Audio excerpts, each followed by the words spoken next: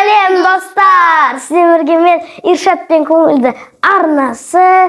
Біз бүгін 24 сағат челлендж түсіретін боламыз. Яғни 24 сағат досым сөйлеп қоймау керек. Досым 24 сағат сөйлемесе 10.000 теңге ұтып алады. Ал ендеше видеоға кет. Достар, менің арнама тіркелмесеңіздер, тіркеліп, лайк басып, колокольчикті сұрғыл түске айналдырып жіберіңіздер, комментарияны толтырып жазып кетіңіздер. Мен сіздерді міндетті түрде оқимын. Ал видеода көп қаралым жиналса, мен бұдан да әрі күшті челлендж түсіретін боламын. Ал ендеше видеоға кеттік. Мен саған 3 секунд беремін, сен 3 секундта бар даусыңды шығарып ал. 1, 2, 3. Болды, сөйлемейді. Достар, челлендждің басталғанына 20 минуттай болды. Адамды сөйлету үшін не істеу керек? Әрине қорқыту керек. Нұрасылды қорқыту үшін табақпен ожауды пышақ еткіземіз. Ал ендеше кеттік.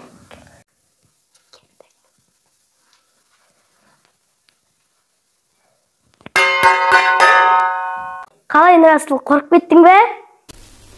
Дядя Петя, ты дурак. Қатты болды ғой, достар, қатты қорқыттым дейді, келесі пранкқа кет. Осы жолы, достар, осы пранк қорқынышты болады сияқты. Нұрасылды мен мысықтан қорқатын білемін. Ал ендеше кеттік.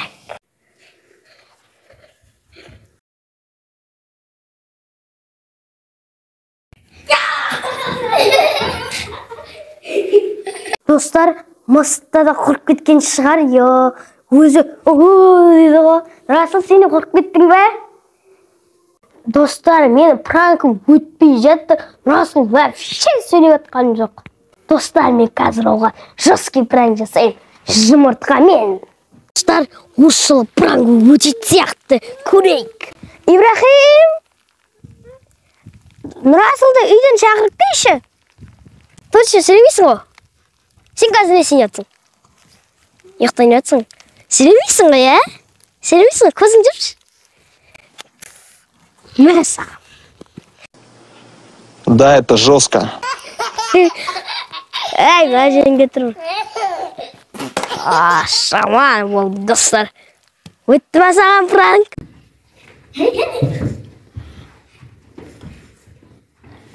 Ай, Нұрасыл бана.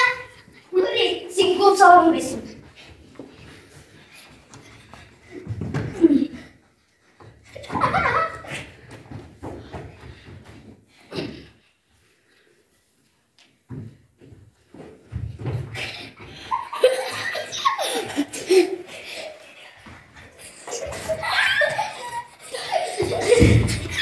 Достар, бұл жолда сөйлемейді, далаға көреміз.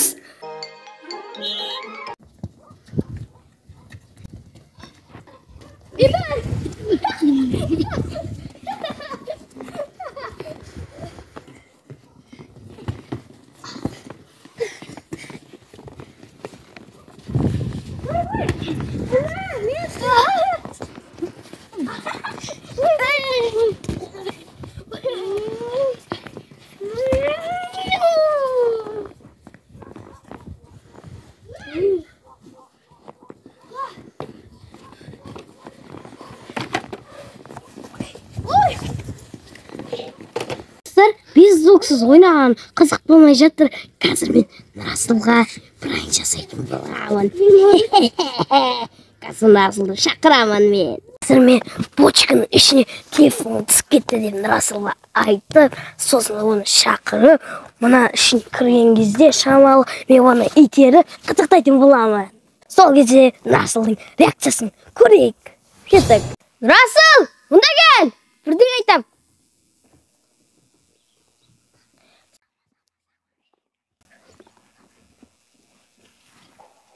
Қарашы, мен телефон түсіп кеткен сияқты. Қара. Ай! Қалай? Қиын ба екен? Сөйлейсің ба? Вообще сөйлемейсің,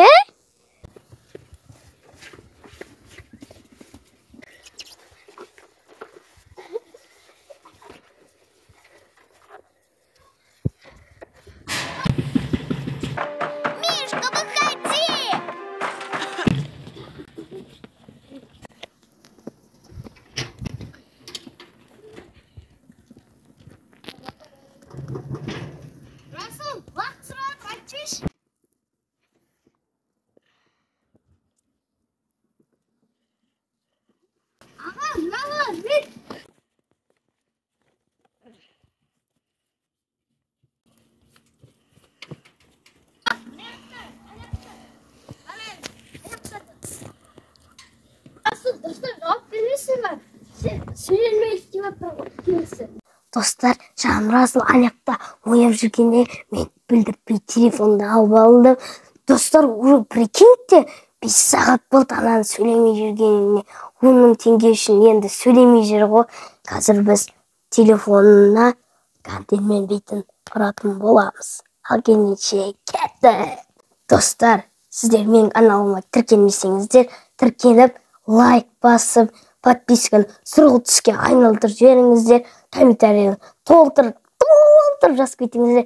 Мен сіздерді оқитын боламын. Осы видеоны 1000 қаралым жиналса, мен бұдан да әрі күшті челлендждер түсіретін боламын. Қош жол жоске бір болайын деп тұр ғой деймін. Достар, кеттік. Ал достар, реакциясын көрейік. Телефон қалды. Расыл, телефоның ғой, Міне телефон, Міне гантель, Телефон и гантель, Қара. Қосылмай! Наконец-то, достар, сөйлеп қойдың, Расыл. Телефон десе жүрегі ашады екен ғой. Телефон бет сап қалжыңды ғой. Наконец-то сөйлеп қойды.